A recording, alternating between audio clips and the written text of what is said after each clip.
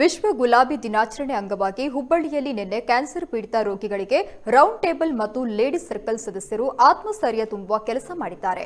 ನವನಗರದಲ್ಲಿನ cancer ಆಸ್ಪತ್ರೆಗೆ ಭೇಟಿ ನೀಡಿದ ಈ ಎರಡು ತಂಡಗಳು ಅಲ್ಲಿನ ರೋಗಿಗಳ ಆರೋಗ್ಯ ವಿಚಾರಿಸಿ ನಂತರ ಹಣ್ಣು ಹಂಪಲುಗಳನ್ನು ವಿತರಿಸಿ ಕ್ಯಾನ್ಸರ್ ಬಹುದೊಡ್ಡ ರೋಗವಲ್ಲ, ಈ ರೋಗ ಗುಣಪಡಿಸುವ ಎಲ್ಲ ಚಿಕಿತ್ಸೆಗಳು ಈಗ ಲಭ್ಯವಾಗ್ತಾ ಇದೆ. ಈಗಾಗಲೇ ಅದೆಷ್ಟೋ ಕ್ಯಾನ್ಸರ್ ಪೀಡಿತರು ಈ ರೋಗದಿಂದ ಮುಕ್ತಿ ಪಡೆದಿದ್ದಾರೆ ಎಂದು ಧೈರ್ಯ ತುಂಬಿದ್ದಾರೆ.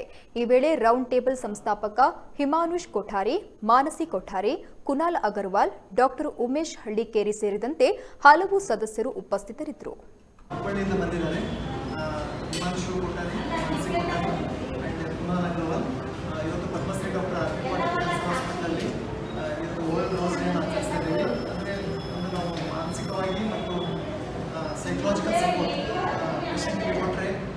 ಚಿಕಿತ್ಸೆ ಪಡೆಯುತ್ತಾರೆ.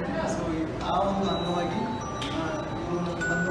ರೋಗಿಗಳಿಗೆ ಒಂದು ಹಣ್ಣು ಮತ್ತು ರೋಸನ್ನು ಕೊಡುವುದು ಒಂದು ಶ್ಲಾಘನೀಯ ಕಾರ್ಯ.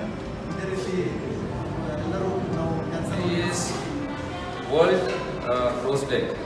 So in this day, we create a hope for cancer patients because it is a day there are hopes that cancer patients can get recovered and lead a normal life.